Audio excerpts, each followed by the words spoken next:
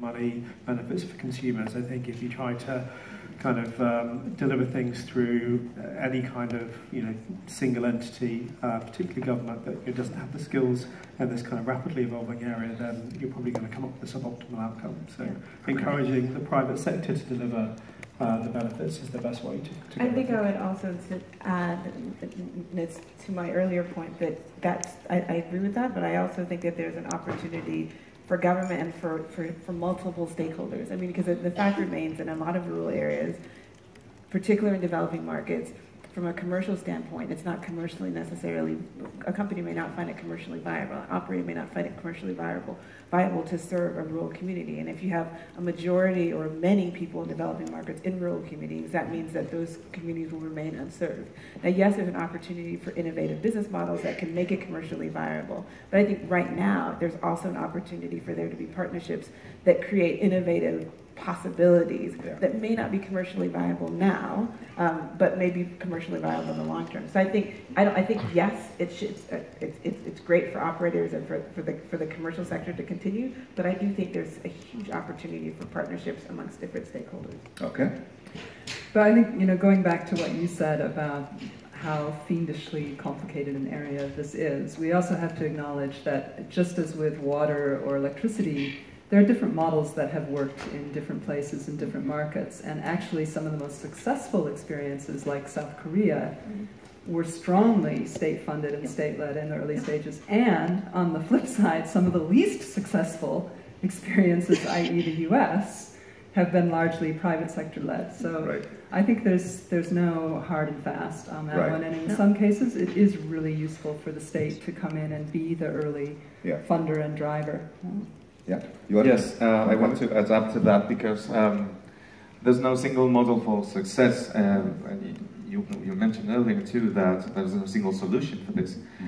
So is it private or public? It's more like it's a bigger responsibility of each society. I mean, of society in general to provide the conditions or to provide the access by its organized entity through government, state, county, authority, whatever, or to provide the economic conditions for privates to develop it, either on the big scale with big telecommunications companies or on smaller scales with community connectivity created by the people who fortunately can tap into the same internet as the very big telecommunications company. Right.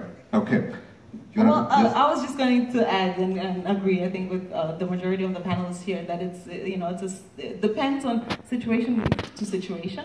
Even within the same country, you see various degrees of who led the initiative to bring access, to this particular region, etc.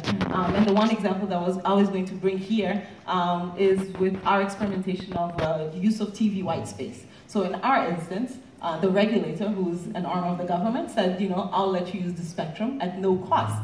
And then we had academia, which is the Center for International Center for Theoretical Physics, which is an international institution that came in and said, hey, this is cool, let's try an experiment here in Mozambique, because we're in a town that's near 2 other countries, so it's great testing ground to see how this technology will work.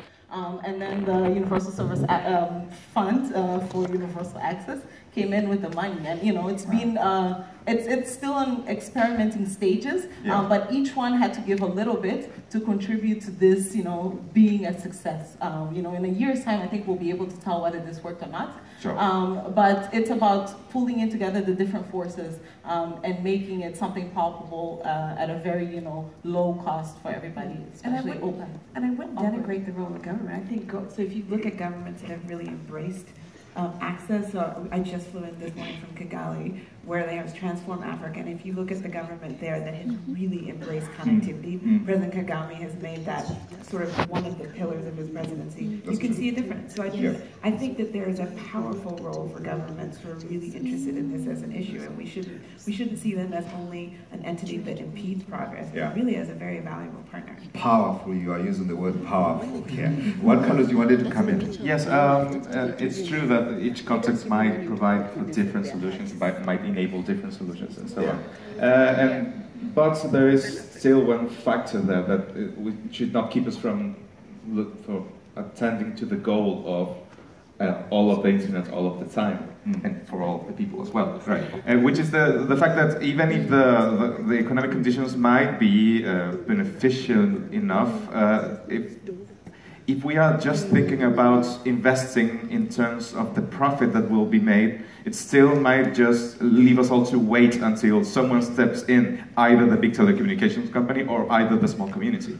And it's very important that governments still can understand that the role of human rights asks them to step in, especially, and I'm thinking again about Latin America, which has crazy geography with the Andes splitting it down the middle and everything kind of hard to access the internet from different points.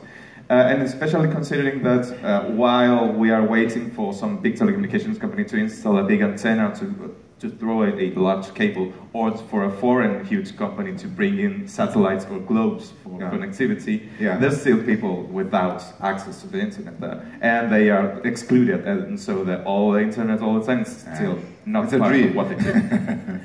I think absolutely, and following on from this morning's panel, what would really be a breakthrough about recognizing access to internet as a basic right and an essential service would be governments accepting that they must guarantee that right. Not just facilitate it, not just support it, not just catalyze it, but actually guarantee it. That may or may not mean that government has a role in actually providing. So that's where the parallels to water and electricity are useful. Right? That many states recognize a right to clean water. That doesn't mean that they run the water utility, but they recognize that they have a responsibility to make sure that every citizen gets it. Juan Carlos earlier raised the issue of